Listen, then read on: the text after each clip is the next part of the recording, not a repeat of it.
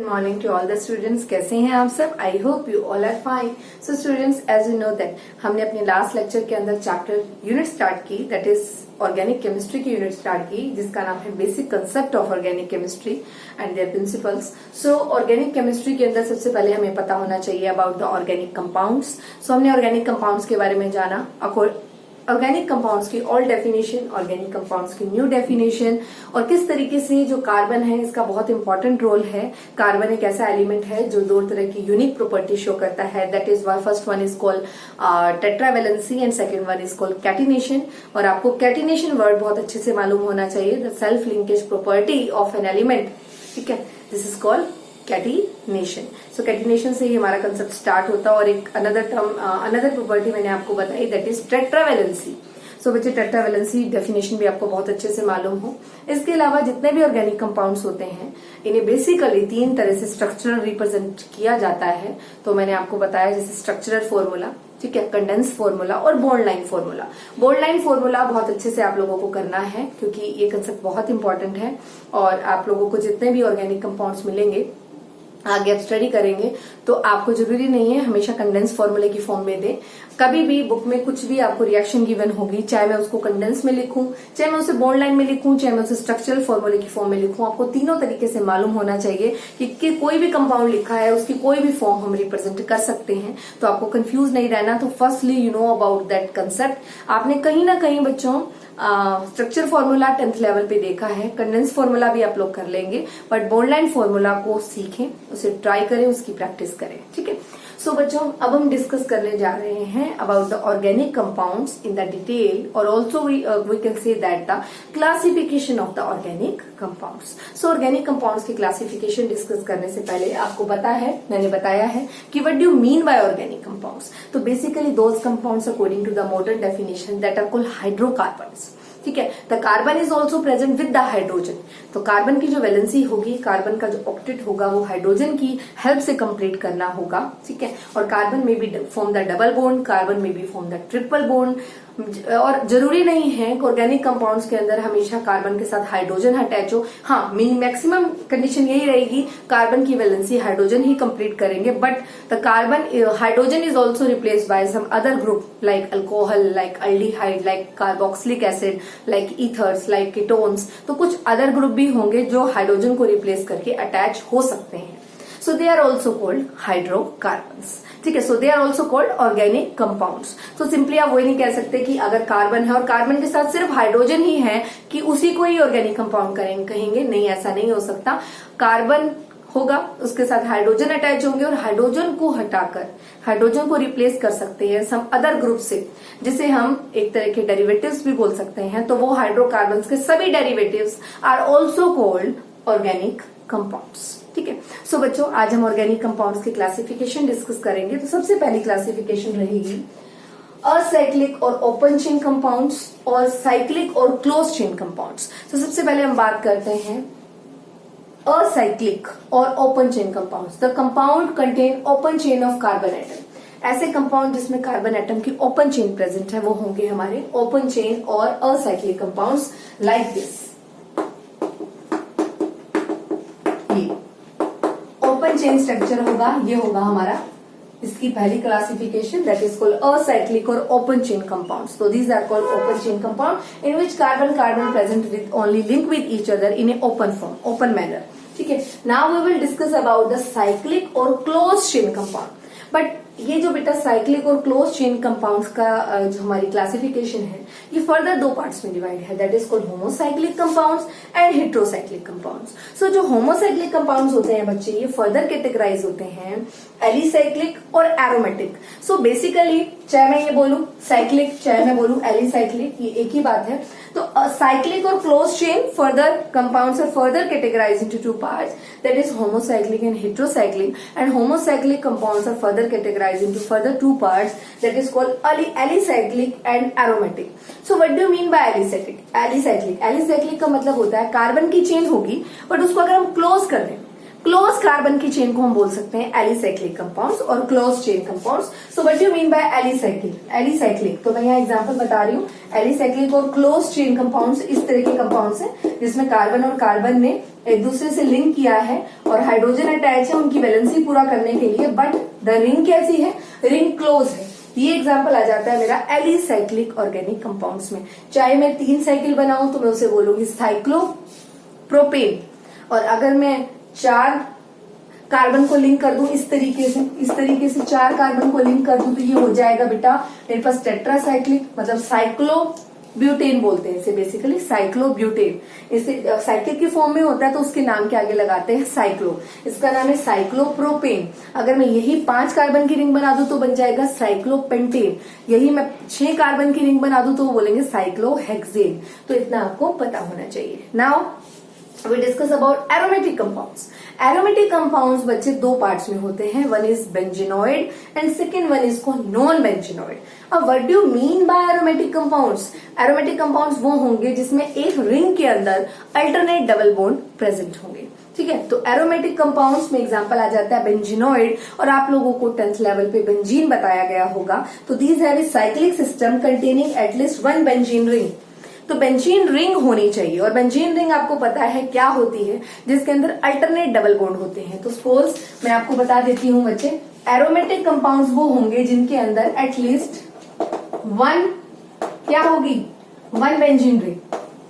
जिनके अंदर 1 benzene ring होगी वो होंगे एरोमेटिक कंपाउंड्स। और उसमें एग्जांपल है, मैंने आपको पढ़ाना है बेंजीनोइड का। तो बेंजीनोइड में, और मैं सबसे पहले आपको बेंजीन बताती हूँ।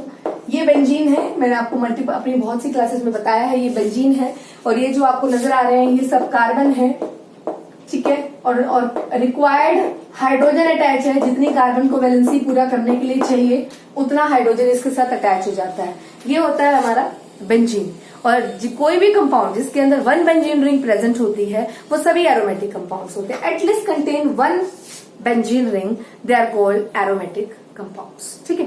सो अब हम बात करते हैं aromatic compounds are the further categorised into 2 parts, benzenoid and non benzenoid. And what are, now we will discuss about benzenoid, means that contain at least 1 benzene ring, they are called benzenoids. So benzenoids aromatic compounds के examples देखते हैं अब हम।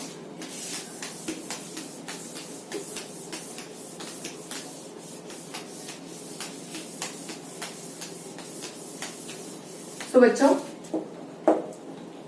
Aromatic compounds कितने type के हैं, 2। One is called benzenoid and another one is called non benzenoid. Benzenoid में example आ जाते हैं that contain benzene ring, at least 1 benzene, like this is the example in which 2 benzene ring are present that are fused with each other. If we fuse with each other, this is the example of naphthalene. ये naphthalene का example है. It is also a benzenoid compound. Same we will take one more example that is anthracene. इसी तरीके से बेटा हम एक और एग्जाम्पल ले सकते हैं। आपको डबल बॉन्ड मतलब पाई बॉन्ड और सिग्मा बॉन्ड भी काउंट करने आने चाहिए, ताकि आपसे पूछा जाए किसी भी कंपाउंड को देखे कि उसमें कितने सिग्मा बॉन्ड और कितने पाई बॉन्ड हैं, तो आपको पता होने चाहिए। जैसे मैं इसकी बात करूं, इसमें कितने पाई बॉन्ड आपको नजर आ रहे हैं, 1 2 3 4 5 पाई बॉन्ड है। सिग्मा बॉन्ड काउंट करेंगे, ठीक है। और सिग्मा बॉन्ड जब आप काउंट करेंगे तो पूरे स्ट्रक्चर को अच्छे से डिटेल में बना लेंगे, पूरी तरीके से ओपन करके बनाएंगे स्ट्रक्चर को, बिकॉज कार्बन के साथ हाइड्रोजन भी अटैच है, और कितने कार्बन और हाइड्रोजन अटैच है ये बात आपको याद रखनी है, ताकि आप सिग्मा बॉन्ड अच्छे से कैलकुलेट करें।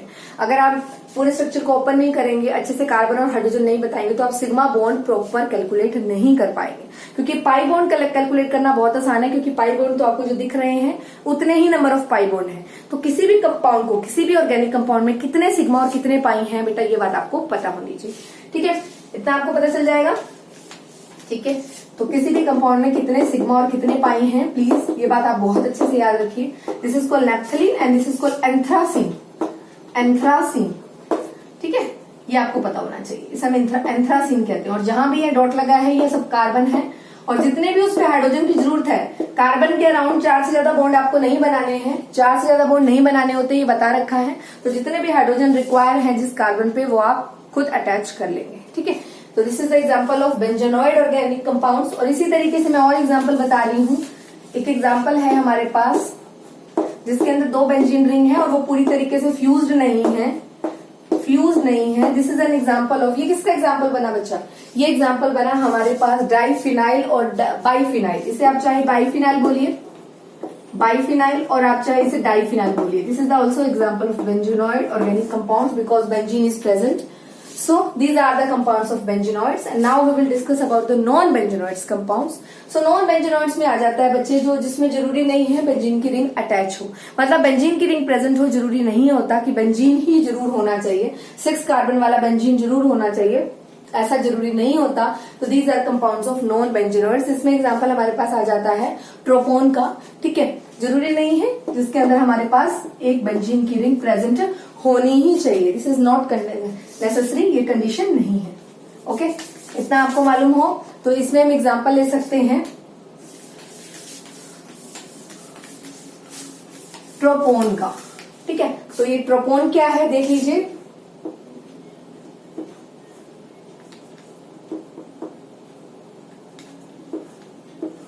Okay, so now we will discuss.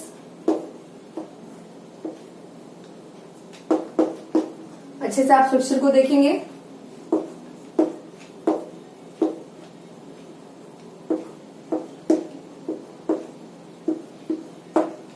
Okay, so now we will discuss about heterocyclic compounds. Heterocyclic compounds क्या होते हैं बच्चे?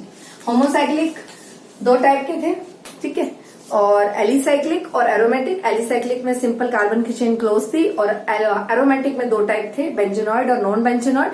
बेंजीनॉइड की कंडीशन ये थी कि बेंजीन की रिंग होनी चाहिए और नॉन बेंजीनॉइड की कंडीशन ये थी कि बस रिंग होनी चाहिए, अल्टरनेट बॉन्ड होनी चाहिए, लेकिन बेंजीन नहीं होना चाहिए. बेंजीन है C6H6, जरूरी नहीं है वो कंडीशन की बेंजीन मस्ट नेसेसरी उसके अंदर हो, वो सब नॉन बेंजीनॉइड हो जाते हैं. अब आ जाते हैं हेट्रोसाइक्लिक कंपाउंड्स क्या होते हैं. Now we will discuss about heterocyclic compounds. What do you mean by heterocyclic?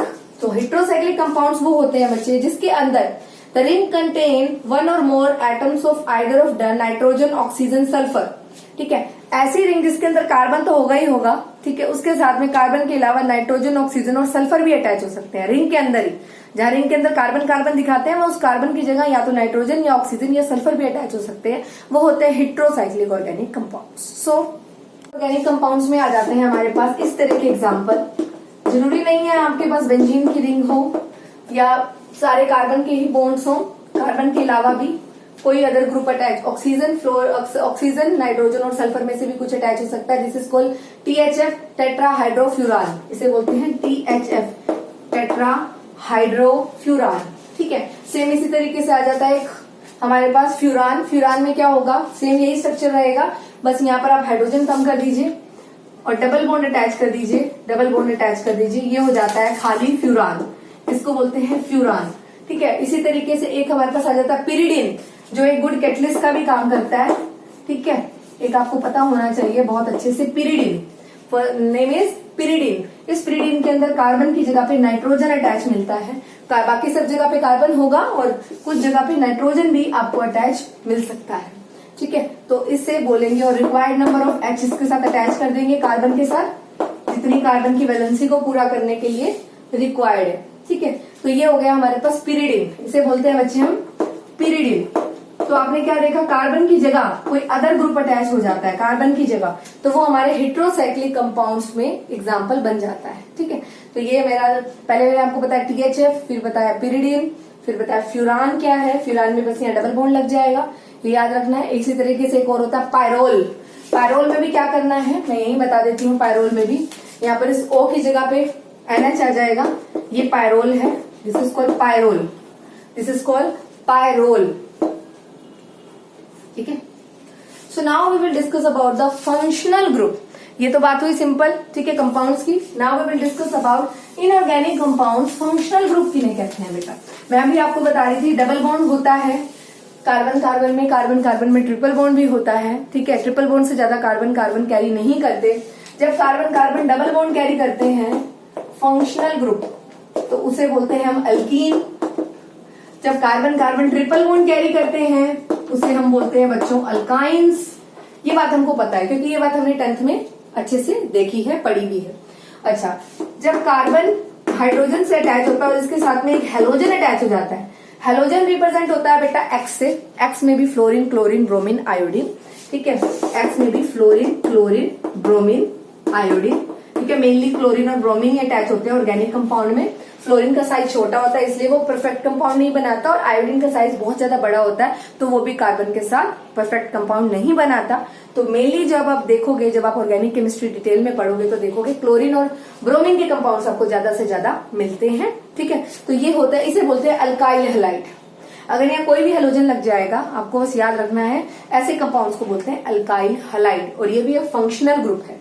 तो द एटम और a group of atom that determine the character of a chemical properties of organic compound. जब कोई भी organic compound है उसकी chemical properties हमें determine करनी है, उसकी केमिकल प्रॉपर्टी हमें बतानी है, तो जो अटैच ग्रुप होगा उससे हम ऑर्गेनिक कंपाउंड की प्रॉपर्टीज को एक्सप्लेन कर सकते हैं। किसी भी ऑर्गेनिक कंपाउंड की प्रॉपर्टीज एक्सप्लेन करने के लिए उसके साथ जो अटैच ग्रुप है वो डिपेंड करता है वो कंपाउंड कैसा है, और वो अटैच ग्रुप रिप्रेजेंट करता है उसका फंक्शनल ग्रुप, ठीक है। तो एन एटम और a group of atom that may be attach with the carbon chain, ठीक है, that decide the property, chemical property of that organic compound basically. तो they are called alkyl halide. याद रखिए, double bond होगा तो alkyne, triple bond होगा तो alkyne, और अगर कोई ग्रुप अटैच होगा और वो एक्स हेलोजन होगा तो ऐसे कंपाउंड को बेटा हम अल्काइल हैलाइड्स बोलेंगे। क्या बोलेंगे? उन्हें हम बोलेंगे अल्काइल हैलाइड्स, ठीक है। इतना आपको पता हो। सेम इसी तरीके से इतना जानने के बाद अगर मैं यहाँ पे OH अटैच कर दूं, OH, तो ये हो जाते हैं अल्कोहलिक ऑर्गेनिक कंपाउंड। अगर मैं यहाँ पे अल्कोहल की जगह पे क्या अटैच कर दूं, NH2 अटैच कर दूं, ये हो जाते हैं अमीन्स। इन्हें बोलते हैं अमीन्स ऑर्गेनिक कंपाउंड्स हैं ये। अगर मैं यहाँ पर आकर OH अटैच किया था तो अल्कोहल, SH अटैच कर दूं तो ये होते हैं बेटा थायोल्स, इन्हें बोलते हैं थायोल्स। अगर मैं इस जगह पर CHO ग्रुप अटैच कर दूं, CHO, चाहे तो CHO ऐसे लिखिए चाहे CHO ऐसे लिखिए, एक ही बात है। इनमें से कोई ग्रुप अटैच कर दूं तो ये होते हैं एल्डिहाइड्स, ठीक है। और बच्चों इसके अलावा अगर मैं यहाँ पर एक अल्कोहल कार्बोक्सिलिक ग्रुप अटैच कर दूं तो ये हमारे कार्बोक्सिलिक ऑर्गेनिक कंपाउंड्स हो जाते हैं। चाहे आप इसे ऐसे लिखिए चाहे आप इसे इस तरीके से लिखिए, कार्बोक्सिलिक ऑर्गेनिक कंपाउंड्स बोलते हैं इन्हें। तो अलग अलग ग्रुप अटैच होते हैं बच्चे। ये सब फंक्शनल ग्रुप के एग्जांपल्स हैं कि किसी भी कार्बन की चेन में हाइड्रोजन को हटाकर कोई अदर ग्रुप आ जाता है, अदर ग्रुप से उस हाइड्रोजन को रिप्लेस करते हैं तो वो हाइड्रोकार्बन्स के डेरिवेटिव्स बन जाते हैं। सिंपल अगर कार्बन की चेन है तो वो हाइड्रोकार्बन है। दिस इज कॉल्ड, अगर आपको कुछ नहीं पता बट इसको आप जनरली क्या बोलोगे, इसको बोलोगे आप हाइड्रोकार्बन। बट इसमें एक हाइड्रोजन को अटैच करके मैं कोई और ग्रुप लगा दूं तो इस पूरे कंपाउंड की प्रॉपर्टी चेंज हो जाएगी। सपोज मैंने अब यहाँ पर H को हटाकर OH लगा दिया तो इस कंपाउंड की प्रॉपर्टी होगी, ये एक अल्कोहलिक कंपाउंड हो गया, ठीक है। तो आपको पता होना चाहिए कभी भी हम कोई ग्रुप को हटा देते हैं, अदर ग्रुप रिप्लेस कर देते हैं उससे, तो वो उसमें नई प्रॉपर्टी जो डेवलप होती है उस प्रॉपर्टी के बेसिस पे डिसाइड होता है कि वो कंपाउंड कैसा है, ठीक है। तो these are different type of organic compound. May be NH2 attach हो सकता है, एल्डिहाइड, इसे CHO को एल्डिहाइड बोलते हैं, COOH कार्बोक्सिलिक एसिड। सेम बच्चे इस तरह से आपने कीटोन पढ़ा है। एक नया आपके लिए और रहेगा दैट इज कॉल्ड कीटोन के अलावा ईथर। ईथर आपको क्या होता है बच्चे, O बीच में O, यहां भी अल्काइल ग्रुप और यहां पर भी या तो सिमिलर अल्काइल ग्रुप या डिफरेंट अल्काइल ग्रुप, या तो कार्बन की लंबी चेन भी लग सकती है या सेम चेन भी लग सकती है। ये भी हमारे आ जाते हैं, ये आ जाते हैं हमारे ईथर्स में। अब यहाँ पे और यहाँ पे दोनों साइड में, ऑक्सीजन के दोनों साइड में अगर सिमिलर अल्काइल ग्रुप अटैच है तो ये सिमेट्रिकल ईथर का एग्जांपल बनता है। किसका एग्जांपल बनता है? Symmetrical ether. और अगर यहाँ दोनों अलग अलग डिफरेंट टाइप के अल्काइल ग्रुप लगेंगे, यहाँ पर मैं एक ही कार्बन लगाऊं, यहाँ मैं 3-4 कार्बन अटैच कर दूं, तो वो मेरे अनसिमेट्रिकल अल्काइल ग्रुप का एग्जाम्पल बनेंगे, अनसिमेट्रिकल अल्काइल ईथर का एग्जाम्पल बनेंगे। सो आपको इतना पता होना चाहिए, these are the type of a functional group. So now students we will discuss, देखा क्या अबाउट द फंक्शनल ग्रुप्स, ठीक है। तो इसी तरीके से आपको सभी फंक्शनल ग्रुप के बारे में पता होना चाहिए। सेम इसी तरीके से हमारे पास आ जाता है topic that is called homologous series. क्या टॉपिक है बेटा? Homologous series. क्या होती है ये homologous series? Homologous series simple सी बात है, कुछ बिल्कुल ही एक सिंपल सा कंसेप्ट है। मैंने अभी आपको फंक्शनल ग्रुप के बारे में बताया, तो सपोज मैं एक फंक्शनल ग्रुप ले रही हूं that is called alcoholic functional group that is attached with the carbon chain. So the first carbon chain in which first carbon compound that contain only single carbon. So example is C. This is called alkyl or simply up to 10th level आप लोगों ने सीखा है, अगर एक carbon present होता है किसी भी कंपाउंड के अंदर, दैट इज कॉल्ड मिथाइल, उसे हम बोलते हैं मिथाइल, और this is called methyl alcohol. ठीक है, सेम इसी ऑर्गेनिक, सेम इसी फंक्शनल ग्रुप की अगर मैं पूरी सीरीज लिखती हूँ, पूरी, क्योंकि मैंने आपको सीरीज के बारे में बताना है, एक ही ऑर्गेनिक कंपाउंड की पूरी सीरीज होती है बच्चा। अगर एक कार्बन है तो उसे मिथाइल अल्कोहल बोल रहे हैं, अगर दूसरा कार्बन है, मतलब 2 कार्बन अगर मैंने लगा दिए उसी के अंदर, सेम अल्कोहलिक फंक्शनल ग्रुप है, फंक्शनल ग्रुप आपका अल्कोहलिक ही है, लेकिन now the 2 carbon atom are present, so this is called ethyl alcohol, इसे हम बोलेंगे इथाइल अल्कोहल। सेम इसी तरीके से अगर 3 कार्बन एटम प्रेजेंट है, suppose so we have 3 carbon atom attach, अगर हमारे पास 3 कार्बन एटम अटैच हैं, ठीक है, तो this is called propyl alcohol. ठीक है, सेम इसी तरीके से 4 कार्बन अटैच हैं तो उसे हम बोलेंगे बेटा ब्यूटाइल अल्कोहल। सो आपको मैं सिर्फ इतना बताना चाह रही हूँ, ये पूरी सीरीज के अंदर बेटा, और कार्बन की वैलेंसी को आपने किससे पूरा करना है, हाइड्रोजन से पूरा करना है। हाइड्रोजन के अलावा आप कुछ और अटैच खुद से नहीं कर सकते, लेकिन ये सभी के सभी कार्बन के साथ हाइड्रोजन है तो ये हाइड्रोकार्बन है, और कुछ और ग्रुप अटैच है तो we can say that hydrocarbon का डेरिवेटिव है, अल्कोहलिक डेरिवेटिव है। आप दोनों के बीच में डिफरेंस देखो, आपने पूरी सीरीज लिखी CH3OH, C2H5OH, C3 okay H7OH, C4H9OH। पूरी सीरीज के अंदर एक क्या चीज आपको दिखी, पूरी सीरीज के अंदर जो दो कंपाउंड उनके बीच में जो डिफरेंस है वो कितने का है, CH2 ग्रुप का डिफरेंस है आपस में। ठीक है, पूरी सीरीज के अंदर, तो आप देख रहे हैं पूरी सीरीज के अंदर जो डिफरेंस मिलेगा आपको वो मिलेगा CH2 ग्रुप का। ठीक है, तो होमोलोगस सीरीज ऐसी सीरीज है, कंपाउंड अल्कोहलिक ग्रुप सेम रहेगा, होमो मीन सेम, और अल्कोहलिक ग्रुप सेम रहेगा, पूरी की पूरी सीरीज सेम रहेगी, अल्कोहलिक सीरीज सेम रहेगी, लेकिन जो कार्बन का जो नेचर है वो बदल रहा है, कार्बन की जो चेन है वो इंक्रीज कर रही है, that will be differ by the CH2 group. So this is called homologous series. ठीक है, so students in the next class we will discuss about the nomenclature of the organic compounds. ठीक है, and that nomenclature is divided into 2 parts, 2 system basically, tribal system and IUPAC system. तो हम अपने अगली class के अंदर tribal system और IUPAC system के बारे में डिस्कस करेंगे, that is related to the organic compounds. So आज के लिए इतना ही. Do your work in a neat and clean way and regularly with the full dedication. Okay.